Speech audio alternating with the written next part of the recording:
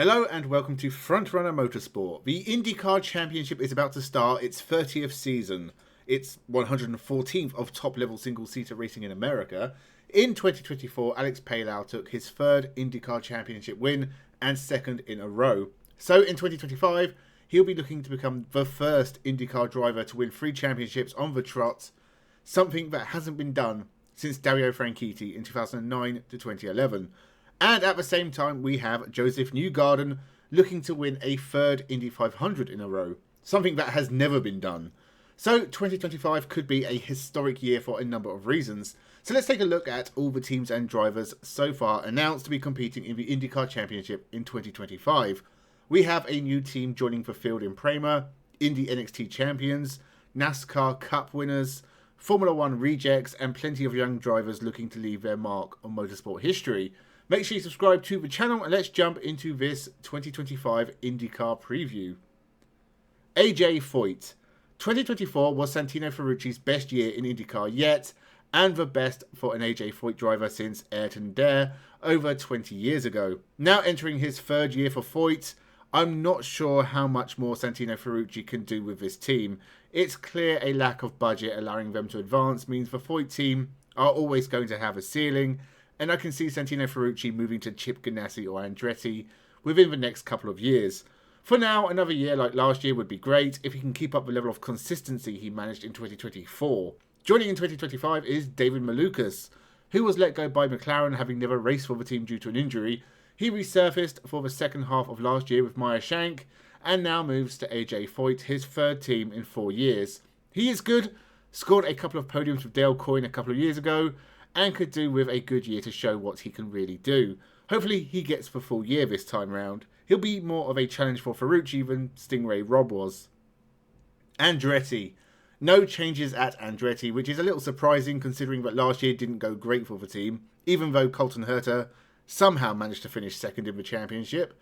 Andretti haven't won the IndyCar Championship for 13 years, Ryan Hunter-Reay winning in 2012 being the last time. Colton Herta seems to be the most likely to do so, but him finishing second was a bit of a shock as he hadn't had a great season. But it was his form in the second half of the year that propelled him to second, and only 31 points behind champion Alex Palou.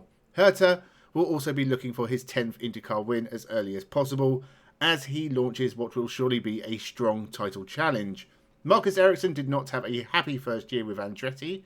His only podium was at Detroit and he was down in 15th overall. He has to do better or he'll go the way of Romain Grosjean. And Carl Kirkwood is getting better and better. He'll be looking to add a few more wins to the 2 he already has. Marco Andretti will be doing his usual business in the Indy 500.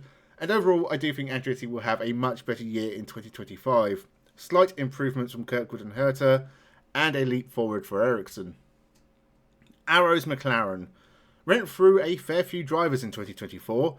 David Malukas was meant to drive, and when he couldn't, they had Terry Chair, Callum Ilott, and eventually Nolan Siegel take the wheel. Out of those, they've retained Nolan Siegel, a young talent who never quite managed to win the Indy NXT Championship, but shaped up to IndyCar well in his debut half-season, even if he failed to qualify for the Indy 500 with Dale Coyne. Makes sense for McLaren to keep him on. He is a youngster who's going to get better, and I do have high hopes for Siegel in the future. Alexander Rossi has been replaced by talented young Dane Christian Lundgaard, already a pole sitter and a race winner in IndyCar. He's moved over from Wayhow Letterman Lenigan Racing, and I think we're going to see a mega year from Lundgaard. This is his breakout year, and I think he may even be a title contender come year end. But even if he isn't, then Pato O'Ward will surely be up there somewhere. This is his 6th season with McLaren, and he is always a challenger. Last year he took 3 wins and came close to the Indy 500, finishing second again.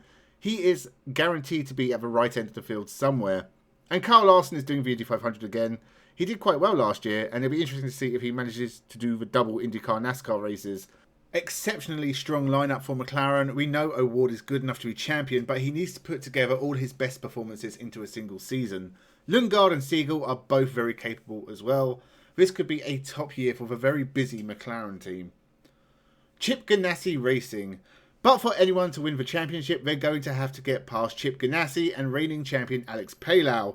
He may not be able to stick to a contract, but winning IndyCar championships, he can do. 3 of the last 4 years with Chip Ganassi, and with Scott Dixon also racing for the team once again, That brings it to 6 of the last 10 Drivers' Championships in IndyCar. Alex Palou will be one of the biggest challenges to anyone looking to be champion. And despite one of his worst seasons ever in 2024, Scott Dixon is still one of the best in the field.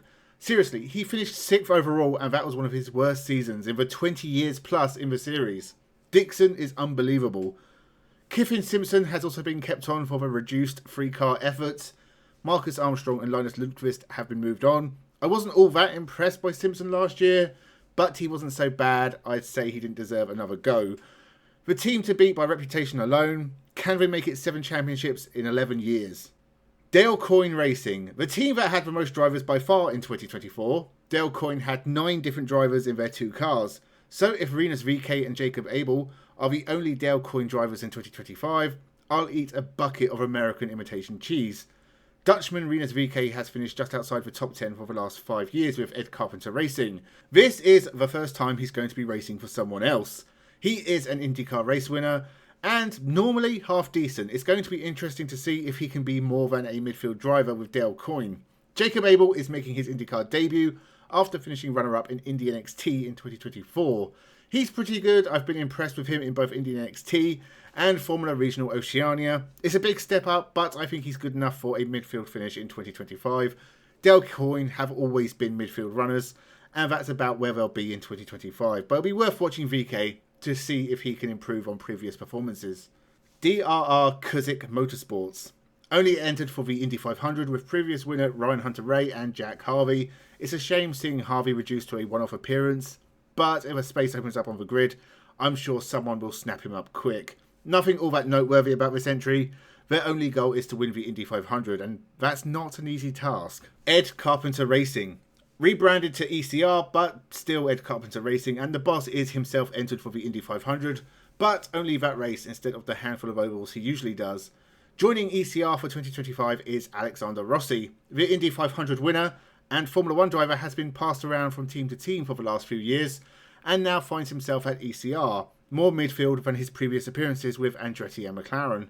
This is his 10th IndyCar season. He has 8 wins, but he's not been a title contender since 2019, and his last couple of years with McLaren were disappointing. Rossi hasn't won a race since 2022, and Ed Carpenter Racing haven't won since 2021. So together they could end that poor run of form. But for Rossi overall, I think he'll still be around 10th in the championship. His teammate Christian Rasmussen was Indy NXT champion in 2023, but struggled during his debut season and only finished in the top 10 once. He needs to do better, or he risks the boot. Only one Ed Carpenter driver has ever finished within the top 10 of the championship, and that was Joseph Newgarden back in 2016. Alexander Rossi has the talent to change that, but his form needs to improve, otherwise it will just be more disappointments, and probably another team for 2026. Juncos Hollinger Racing. I really like Stingray Rob, and he did improve slightly in 2024, but he is now on his 3rd different team in 3 seasons of IndyCar, and very soon he's going to run out of teams. He has managed one top 10 finish in 2 years, so he needs to do that more often and do better than 20th overall. Connor Daly has a full-time seat for 2025 with Juncos Hollinger. This is his 10th team in IndyCar. He scored the team's first ever IndyCar podium at Milwaukee last year after replacing Agustin Canapino, and can do better than the 16th place Callum Ilott managed a couple of years ago. That happens to be the best championship finish for the team. It's unlikely though. I expect another year of backmarker action for Juncos Hollinger. Meyer Shank Racing. Felix Rosenqvist was brilliant for the first half of last year for Meyer Shank, especially with some top-notch qualifying performances, but those performances dropped off by the end of the year, and Rosenqvist ended the year 12th overall. That was still Meyer Shank's best ever championship finish, and if the Swede can go a little better throughout the season, maybe take the team's 2nd IndyCar win, then it's a good season. Joining him from Chip Ganassi is Marcus Armstrong. He took a big step forward with Chip Ganassi last year with a podium and several top 5 finishes. I think it's a shame Chip Ganassi let him go, but it's a steal for Meyer Shank. And Helio Castroneves is doing the Indy 500. His last of 4 wins in the famous race was Meyer Shank's only IndyCar win, and if he can do it again, then he'll be writing his name in the history books. Meyer Shank are the opposite of Juncos Hollinger, much more professional, and they improve year after year.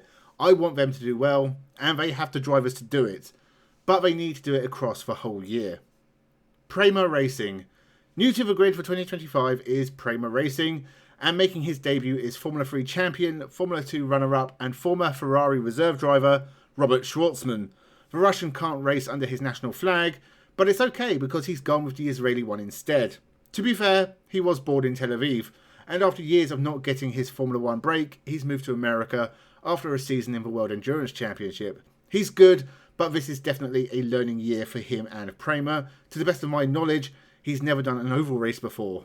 Callum Ilott is the other driver to mark Prema's debut IndyCar season, another former Ferrari reserve who finished runner-up in Formula 2, but never got his Formula 1 break.